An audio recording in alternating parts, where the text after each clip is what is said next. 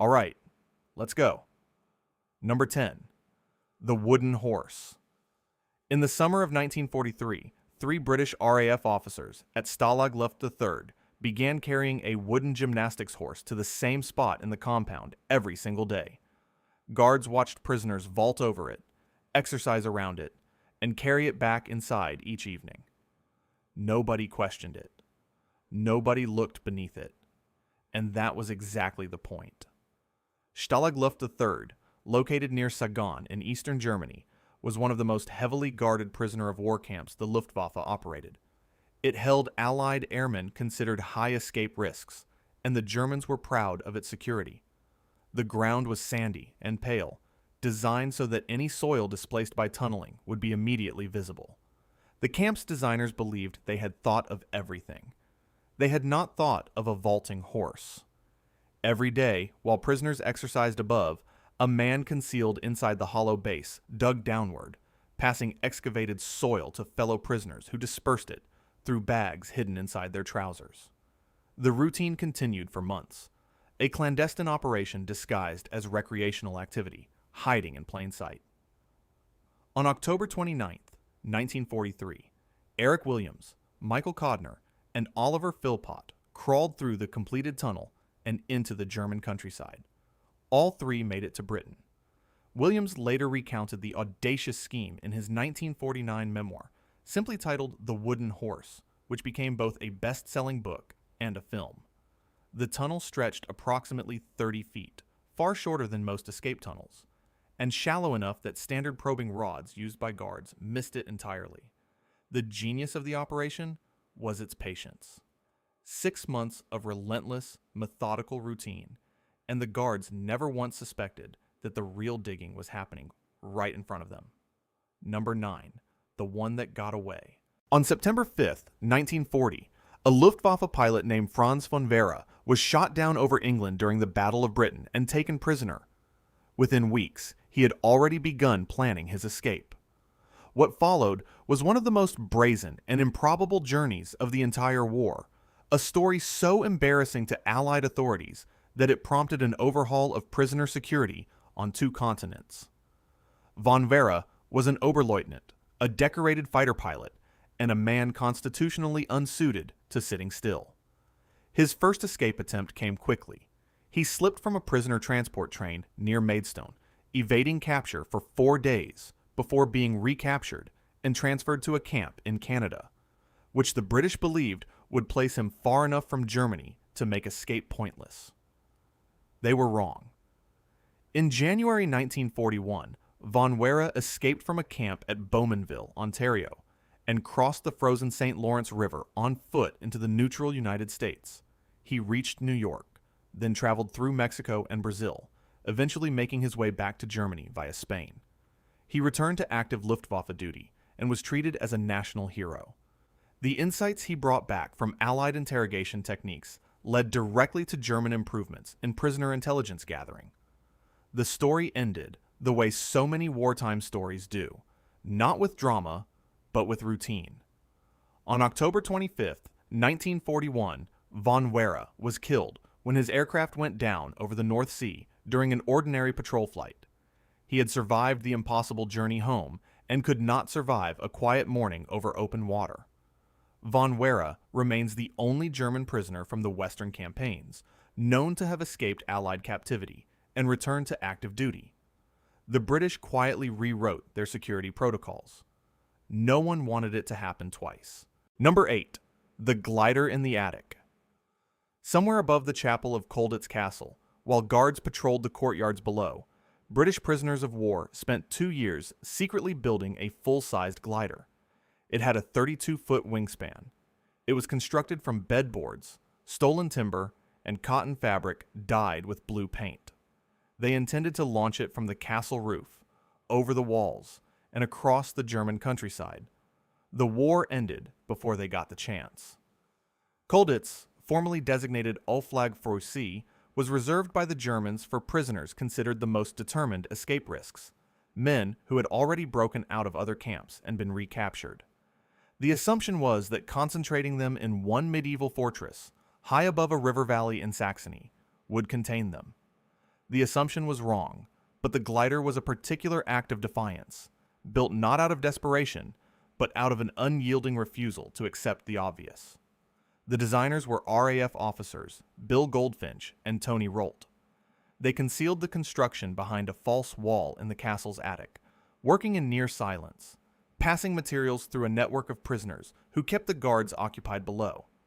The glider's launch mechanism was equally resourceful, a bathtub filled with concrete, intended to act as a counterweight catapult on the rooftop.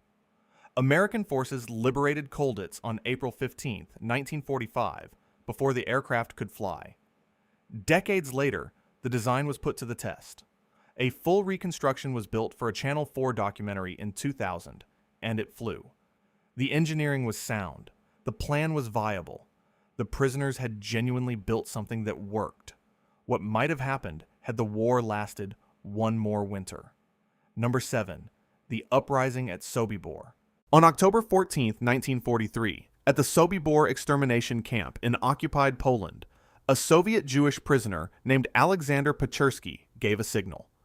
Within the next hour, 11 SS guards were dead, killed in the workshops where they had been individually lured under the pretense of fittings for boots and winter coats.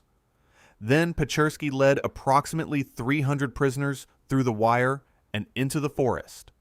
He had been in the camp for less than 4 weeks. Sobibor was not a place people were meant to leave. It was an extermination camp in the Lublin district of occupied Poland, where an estimated 170,000 to 250,000 people were murdered before the revolt. Prisoners who arrived there were not considered prisoners in any conventional sense. They were processed and killed, usually within hours. The small number kept alive to maintain the camp's operations knew precisely what their situation was. Pachersky was a Red Army lieutenant who had been captured in 1941. He arrived at Sobibor in late September 1943 and within days was organizing. His method was precise and harrowing.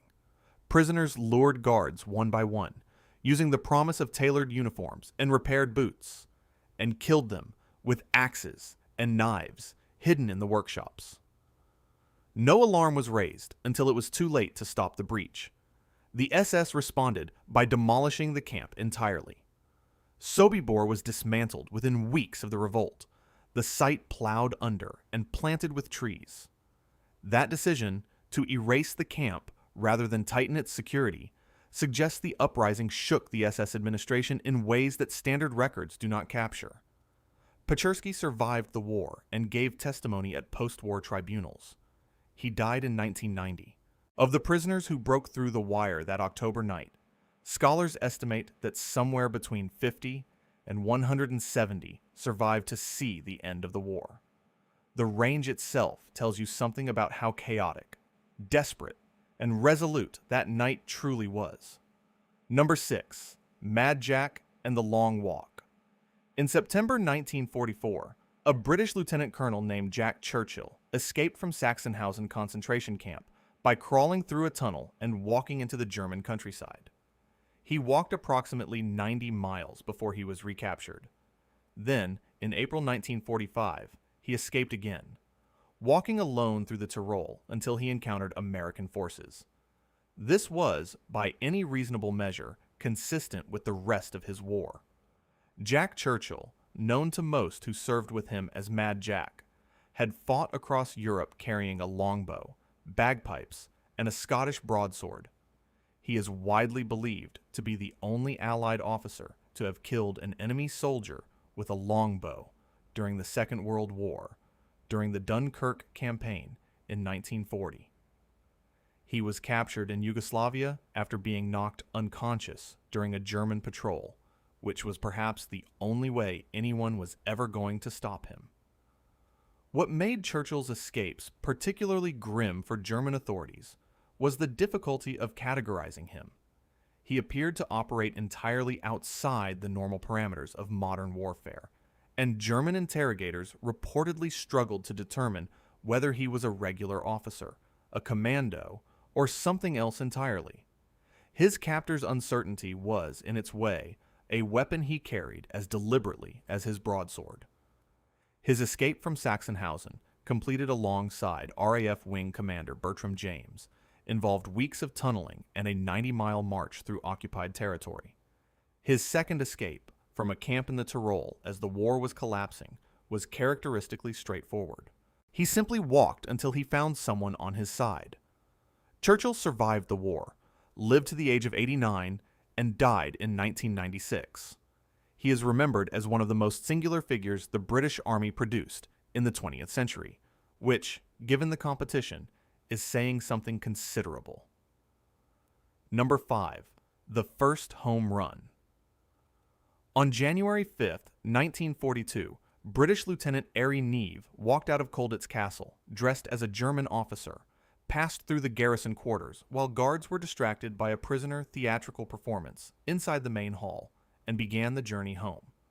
He was the first prisoner to make what escape planners called a home run from Colditz, escaping not just the castle, but successfully reaching Britain. Nobody had done it before. Most people thought nobody could.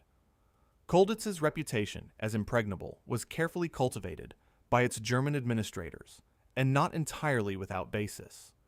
The castle sat on a rocky outcrop above the Mulde River, its inner courtyard overlooked from multiple angles, its outer walls patrolled continuously.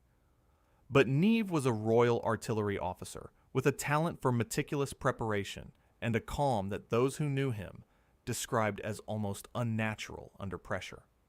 His disguise was constructed from whatever materials prisoners could acquire or steal, a fake uniform assembled with enough precision to pass inspection in poor light. He traveled by train from Leipzig to Ulm, crossed into Switzerland near the town of Singen, and from there made his way through Spain and Gibraltar back to Britain. He later documented the route in his 1953 memoir, They Have Their Exits, a title that carries more than one meaning. His successful escape transformed Colditz's reputation. It proved the castle was not impregnable. It provided detailed intelligence on escape routes, German documentation requirements, and the gaps in border security that subsequent planners could exploit. The home run mattered not just for Neve, but for everyone who came after him. Neve survived the war, became a member of Parliament, and served as a close advisor to Margaret Thatcher. In 1979, a car bomb planted beneath his vehicle in the House of Commons car park killed him. He had escaped Nazi Germany's most secure prison. He could not escape peacetime. Number 4. The Bugle at Cowra. At 2 o'clock in the morning on August 5th, 1944, a Japanese prisoner of war at a camp in rural New South Wales, Australia, blew a bugle. What followed was the largest prison escape in Australian history. Approximately 1,104 Japanese soldiers and Korean laborers charged the perimeter wire simultaneously, carrying baseball bats, sharpened implements, and blankets to throw over the barbed wire fences. They had written farewell letters before they ran. The Cowra POW camp in central New South Wales held Japanese prisoners captured across the Pacific Theater. Japanese military culture of the period regarded capture as a profound dishonor. Many of the men at Cowra had concealed their identities from their captors, fearing the shame their imprisonment might bring to their families.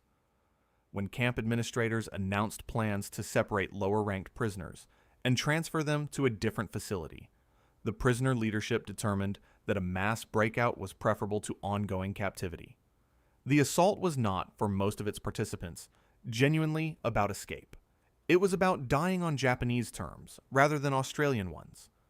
The men who charged the wire that night knew the camp was in the middle of an Australian sheep country hundreds of miles from the coast. They knew that escape to Japan was impossible. Many who breached the perimeter turned themselves in within hours, or took their own lives in the surrounding paddocks. 4 Australian soldiers were killed. Private Benjamin Hardy and Private Ralph Jones died holding their positions, and were awarded the George Cross posthumously. 231 Japanese prisoners died, the majority from self-inflicted wounds sustained after the breakout. Every one of the 1,104 was eventually accounted for. The Cowra breakout was driven not by the hope of survival, but by something older and more unrelenting than survival: the need to choose the manner of one's own ending. It remains one of the most complex and sobering episodes in the entire Pacific War, and it has never been easily explained by anyone who wasn't there. Number 3. The Revolt at Treblinka. On August 2, 1943, prisoners at Treblinka extermination camp in occupied Poland obtained a key to the camp armory by bribing a Ukrainian guard. They passed weapons, including rifles, pistols, and grenades, to approximately 700 prisoners who had organized in secret over many months. Then they set fire to the camp. Around 200 managed to break through the perimeter fence and reach the surrounding forests. The Germans demolished Treblinka 2 months later. Treblinka was not a place with conventional prisoners. It was an extermination facility in the Lublin district, where Polish Jewish historian Samuel Willenberg and other survivors later estimated that somewhere between 700,000 and 900,000 people were murdered. The small prisoner workforce kept alive to maintain the camp's operations lived alongside the machinery of mass killing. They sorted the belongings of the dead, maintained the gas chambers, and disposed of remains. They knew with complete certainty what the camp was and what it did. The underground committee that organized the revolt had been building toward it for over a year. Early organizers included Dr. Julian Chorążycki, a former Polish army officer who died before the revolt when his planning materials were nearly discovered by guards. Those who came after him continued the preparation under conditions of total surveillance, acquiring weapons and materials piece by careful piece over the following months. The SS response to the revolt was to close the facility. Treblinka was dismantled throughout September and October 1943. The site plowed under and planted with pine trees in a calculated attempt to erase evidence of what had occurred there. The prisoners who organized that revolt did not merely escape a camp. They forced its erasure from the operational map of the Nazi killing program. Of the approximately 200 who broke through the wire, scholars estimate between 40 and 100 survived to the end of the war. The range is wide because the chaos was total. The men who revolted at Treblinka did not expect to survive. They revolted anyway. The camp closed 2 months later. In every way that mattered, they won. Number 2. The man who chose Auschwitz. On September 19, 1940, Polish resistance fighter Witold Pilecki deliberately got himself arrested by German forces during a street roundup in Warsaw. He had papers prepared in a false name. He walked into the dragnet with full knowledge of where it would take him.